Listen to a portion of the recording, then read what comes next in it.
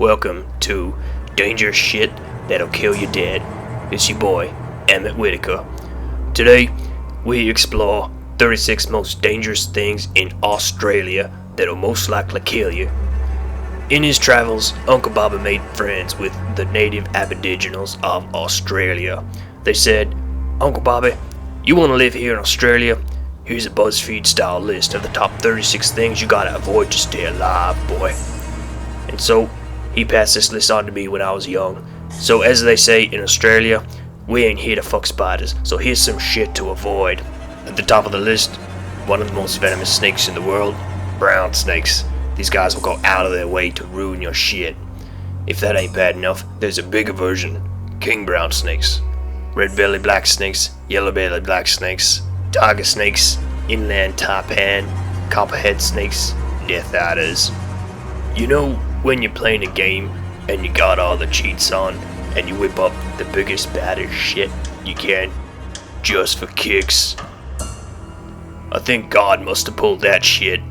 He was like, I wonder what the max settings are for. Venomous and aggressive. Ooh, neato.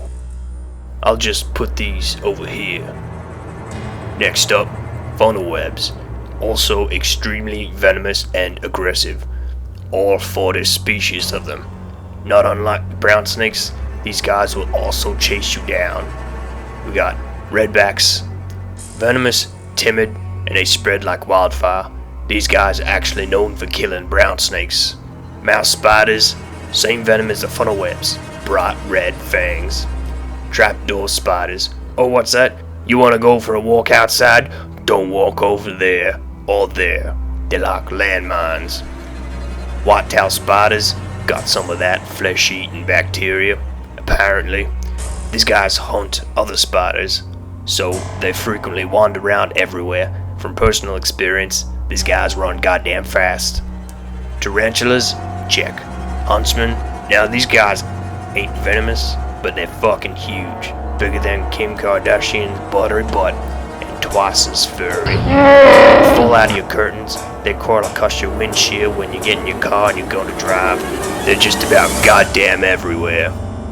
Platypus. Yes, these weird-ass creatures are actually poisonous. It can't kill you, but if you ever got stung, you'd wish you were dead. It's so excruciating that it incapacitates you. Then they lay the eggs in your stomach.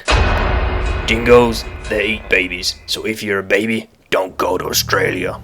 Kangaroos, they beat up people, they beat up people's dogs, they beat up each other.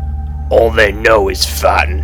What with all them venomous snakes and spiders they have to live with. I mean, look at how goddamn muscly these suckers are. Oh, here's a good one. Yara-ma-yha-hu.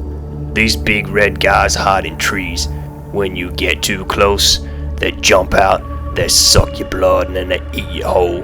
And then after a short nap, they regurgitate you back up. And then you come out looking slightly red-toned. And then it sucks out your blood again and eats you again repeatedly. Until eventually, you turn into one of them. We got bunyips. They're kinda like the chupacabras. Yowies. It's like Bigfoot, but in Australia. He likes VB. We got drop bears. They will literally eat your face. And here's why you can't swim near any of the beaches. Sharks, crocodiles, box jellyfish. They're the world's most deadliest jellyfish. They can kill you in 2 minutes. Blue bottles, they sting like a bitch. People die because they get stuck in their wetsuits, and then they go into anaphylactic shock and die. Blue ring octopus, his venom contains a toxin that is 1,200 times more toxic than cyanide. It's called tetrodotoxin. Oh yeah, there's no anti-venom available for this guy, making him the deadliest critter on the reef. Thing is, most of the time you don't even know you're being bit until it's too late. The poison causes full body paralysis, so generally you suffocate. The only way to survive is to have a respiratory device take over your breathing. Most people that survive the first 24 hours usually live. Cone snails. This sea snail literally contains a harpoon and venom. They burrow into the sand and then they jump out and harpoon. So just don't walk along the beaches. Oh yeah, there's sea snakes. They're pretty venomous. Heat waves. It gets hot. Like real hot. 50 degrees Celsius and humid, and then that leads to bushfires like Black Saturday, Ash Wednesday, Black Friday, Black Tuesday, Black Sunday. Floods. When it's not 50 degrees and everything's on fire, shit's usually underwater, especially Brisbane. Brain-eating amoebas? It was first identified in Australia in the 1960s. These guys live in small bodies of warm water. What's that? You want to go to the lake for a swim? Don't do it. You want to swim in the dam? Oh, you want to go splash in that puddle? Are you trying to get your brain eaten? Pretty much he gets up your nose and eats your brain. In 2 weeks, you're a potato. Burkholderia Pseudomallei. It's some sort of dust. The bacteria lives in the dust. One sniff, 24 hours, you're dead.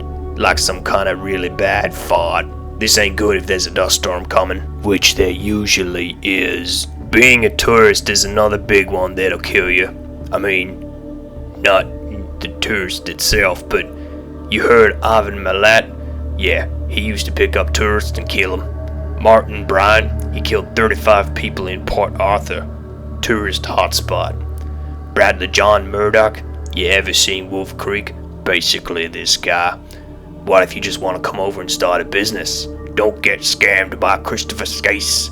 Cassowaries. This ain't no turkey dinner.